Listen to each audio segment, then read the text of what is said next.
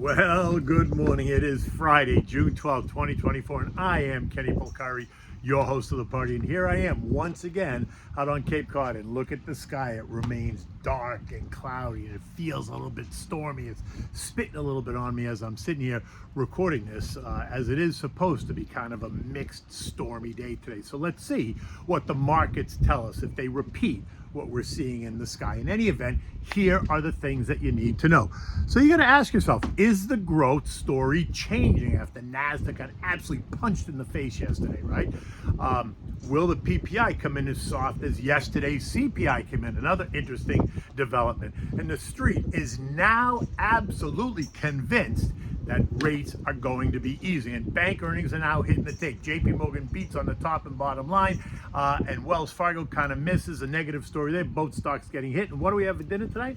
We're gonna have the New England Clam chowder, and that's gonna be part of Saturday's menu. Okay, look, Nasdaq, think tech. It got punched in the face yesterday, right down 1.95%. This after powering the bull market and the stocks for more than 2 years. Recall last year, 2023, the Nasdaq rose by 45% and is up 23.7% through yesterday morning. And now the street is taking some money off that table as talk of a correction is now the concern hitting the tech sector hard, and maybe rightly so. I mean, it has been a monster, although 2% is not really hard when you think about it, right? The street is now betting that the Fed is going to cut rates in September. There are no questions asked. As of last night, they're now betting that there's a 91% chance of a September rate cut, a 50% chance of another cut in November, and an 87% chance of a third cut in December. Remember, this is the street's call. The Fed has not specifically said it, but JJ was a bit more dovish in his Humphrey Hawkins testimony on the Hill this week, and this was in addition to yesterday's CPI report, which did come in just a bit softer, which is interesting, than the estimates had predicted, giving more fuel to the fire that inflation is easing. Housing costs, the reason for the softer read, while insurances continue to surge higher. And that sent a strong message to investors, traders, and algos that something is changing. The Wall Street Journal giving their blessing, saying that it gives the Fed a path to cut rates by the end of the summer. Now, interestingly enough, summer officially ends on September 21st. The September Fed meeting is September 17th and 18th, Kavish? So you see how that works. Anyway, it's just all fun. And this new narrative should have supercharged the growth sector, right? Lower rates usually helps growth stocks, yet it sent growth stocks lower. Why? Well, because some are wondering if the party is ending. Is the Fed cutting rates because JJ and his team are now more concerned that they've held rates higher for too long, right? And that now they're hurting the economy, right? Are they cutting rates because they're now concerned that the economy is about to go off the edge? Because that's a more negative story. Remember, we talked about how the Fed is going to position it. Because going over the edge is not good for stocks in general, but it's also not good for stocks that have so outperformed, because that's where the people would take the money out first. So investors seem to be taking money off that table in that sector and reallocating it, though, to other sectors and other parts of the market.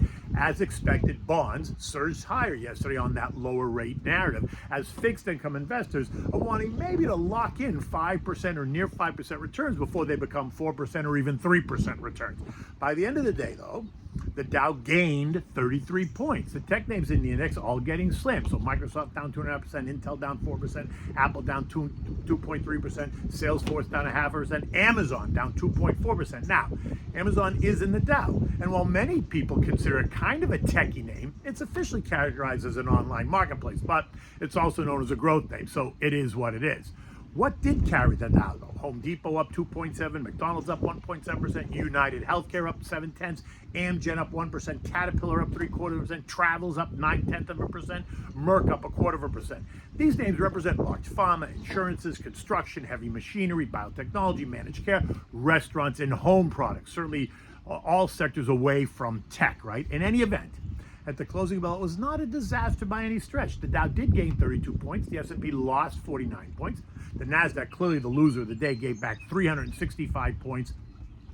The Russell, representing small and mid caps, was the clear winner of the day, right? They added a whopping 74 points or 3.6%. The transport's up 331 points or 2.2%. and the equal weighted S&P up 78 points or 1.2%. What's good to note here is that the equal weight S&P gives all the members in the index an equal weight, meaning that the index is less sensitive to the bullies in the group, allowing none of them to dominate the action of the index. So the fact that it jumped by 1+% also suggests that money is moving out of tech and communications, which, by the way, has also been a great performer, up 20% on the year, and into those other sectors that I highlighted above, right, where some of the down names are. Of the 11 S&P sectors, tech XLK lost 2.5%, communications lost 1.4%, consumer discretionary lost 1.3%. All makes sense. But consumer staples lost 0.4%, something I think is a mistake, right? Because I think that should have been stronger and rallied a bit more, as that sector represents needs versus wants, and you always need things no matter what the economy is doing: toothpaste, soaps, diapers, food, etc., right? The winners were everyone else, and real estate taking center stage, up 2.6%, leaving it almost unchanged on the year. Remember, it's been the biggest underperformer, the worst performing sector this year. But lower rates and lower housing costs, if that's true, will be a boom for that sector. Utilities, also a boring group, came in second place yesterday, up 1.8%, taking that sector up nearly a 12% year to date. Not so bad for a boring sector, right? Industrials up 1.3%, basic materials up 1.4%, energy up 1%, healthcare up 0.7%, and financials up 0.8%. Bonds enjoyed the news as well. Lower future yields means that current higher yields are a lock. And so we saw a lot of action in the bond market. The TLT and TLH both rising by nearly 1%, while the AGG rose by 0.5%. Recall that the bond market has been under pressure all year on the idea that they were keeping rates higher for longer. The TLT is down 5.5% year to date. The TLH is down 3.6% year to date, while the AG is down 1.1%. So if the talk is now that rates are easing multiple times, then expect these sectors should rebound, right? The bond sector should rebound and yields will go lower. You could also expect that if some investors are thinking we're about to circle the drain, okay, maybe that's a bit dramatic, but you get the picture, right? But you can then locking in 4.5% yields for 2 years may be advisable for a large part of your portfolio, right? The 2-year ended the day yielding 4.52%, while the 10-year is now yielding 4.22%. You can still lock in 5.2% on a 3-month annualized bill, as long as you roll it over and rates don't really move significantly lower, right? But again, talk to your advisor about where you are. Oil rose and is up again today, trading at 83.60, leaving us in the 80, 50, 84 and a quarter trading range, somewhere we've been. The idea that inflation is cooling gives that sector a push higher. Gold also up on the news of lower rates. It surged by $41 right up to $24.22, slicing through 2,400 like a hot knife through butter, as my friend Barbara Streisand would say, on the idea that lower rates will send the dollar lower, and that's good for gold. Remember, the dollar index actually lost 0.6% yesterday, and this morning it's down another 0.1% at 104.35. Gold is up 5% since late June, while the dollar is down 1.7% during the same time frame. Recall the dollar-commodity relationship: dollar down, commodities up; dollar up, commodities down. This morning, U.S. futures are trying to push higher as we await today's PPI report, which is expected to be a bit hotter. But you know how this goes. If they want to push this new narrative, then the PPI has to be at least where it is, flat or lower, right? A hotter PPI is going to throw cold water on that narrative and the future path of inflation, or at least temporarily anyway. Dow futures up 50, the S&Ps are up 5, the Nasdaq was down 10, and the Russell is ahead by 15 points. Top line, month-over-month PPI is expected to be up 1/10 versus last month's down 2/10. Ex-food and energy plus 0.2% versus last month's of 0%. Year-over-year expectations are up 2.3% and 2.5% respectively, both higher than last month's read. Today is also the official start of earnings season, and the big banks are kicking it off. Look, it's raining on me now, right? JP Morgan is the first Dow stock to report, and this is the official stock. But yesterday we heard from Pepsi and Delta, both disappointed. Pepsi sold off, but ended the day just on the north side, and Delta got slammed, down nearly 10% in the opening, but down only 4% by 4 p.m. Now it is starting to rain really hard, so I wonder if that's significant for today's market. Look, earnings from JP Morgan, Wells Fargo, Citibank, and Bank of New York. Today, Goldman reports on Monday, while Morgan Stanley Bank of New York will report, Bank of America, report on Tuesday. Just FYI, bank earnings are expected to be strong this quarter, so get ready. Remember, they have been great performers this year. JP Morgan's up 22%, Goldman Sachs up 24%, Morgan Stanley's up 12%, Citibank's up 27%, and Bank of America is up 24%. JP Morgan reported and they double beat. I love Jamie. $4.40 versus $4.19 revenue beat, and they had an $8 billion accounting gain with the exchange a deal with Visa. The expectations, they expect inflation industry to remain higher for longer, and they're adding to their loan loss provision account. Assets under management did rise by 15%, but as usual, traders are selling it, right? It was down 1% in the early pre-market, but my guess is that I bet you by the end of the day, they're going to be buying it, unless we get a total negative tone on the day. Nothing there says that the long-term investors should hit the sell button on Jamie, at least not for me.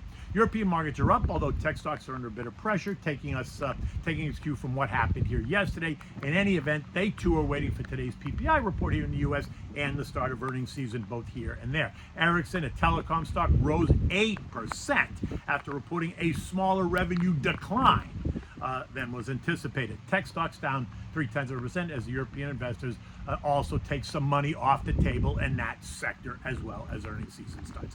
The S&P closed at 54.94, down 50 points yesterday. The pullback that I referred to in yesterday's note is real and should not surprise anyone if and when it comes. But knowing what you own and why you own it will help you keep calm during any volatility. But remember, do not make emotional decisions. Revisit your original investment thesis. Has it changed enough to cause you to hit the sell button on any of the names that you own? If not, then don't worry. Use any pullback as an opportunity.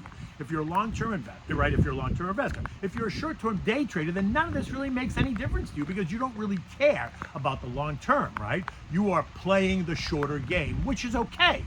But that's not the same as being a long-term investor or having a long-term strategy. Remember, you can have both. You can have a long-term account and a trading account. Nothing says you can't. You should keep them separate, though. You can own JP Morgan, Apple, Nvidia, Amazon, and IBM in both accounts, right? If you want to take advantage of the trade and the daily movement in those names, go right ahead in your trading account, right? But in your longer-term account, you should use weakness to add to your longer-term positions. Call me to discuss it because you know me. I'm always happy to help you create a game plan and create long-term and generational wealth. I am really getting wet out here now, but let's go on to dinner and what we're having with the family reunion lobster bake that starts tomorrow, hopefully not in the rain. Right? It's New England clam chowder, the classic New England clam chowder. Nothing like that stuff they make in New York, and they call it Manhattan clam chowder. It's got tomato sauce, and it's not clam chowder in my opinion. If you grew up in New England, this is what you need to eat. Now, in addition to the lobsters, here is the chowder. For this, you're going to need bacon, you need celery, onions, carrots, you need potatoes, you need water, you need clam juice, salt and pepper, flour, half and half, and certainly the chopped clams. Start by taking a large pot. You're going to cook the bacon, cut it into small pieces, cook the bacon until it's crisp, remove it and set it aside, leaving the bacon grease in the pan. Now saute the celery and onions until it's nice and soft. Add in 1 clove of chopped garlic. Cook it for a couple of minutes just so that it all kind of blends. Now add in the cubed potatoes, right, that you've cut small so you can eat them. 2 cups of water, two bottles of clam juice, and then the salt and pepper to season it. Bring it all to a boil, and then reduce the heat to medium-low until the potatoes are cooked through. In a separate bowl, you're going to mix like 1/3 cup of flour and 1 cup of half and half or light cream. Right, smooth it out, whip it, don't leave it lumpy. Now add that to the pot with the chowder. Stir it now until it becomes thickened on low heat, right? Stir in now the chopped clams and maybe a little bit more half and half if necessary. And then when you serve it, you're going to add the crumbled bacon right on top, right? Serve this in warm bowls along with oyster crackers. It's always a family favorite, and it's certainly a lobster clam bake favorite as well. In any event, today is Friday. Enjoy the weekend, and let's hope that the weather here today is not a signal of what to expect in the markets. Until Monday, take good care.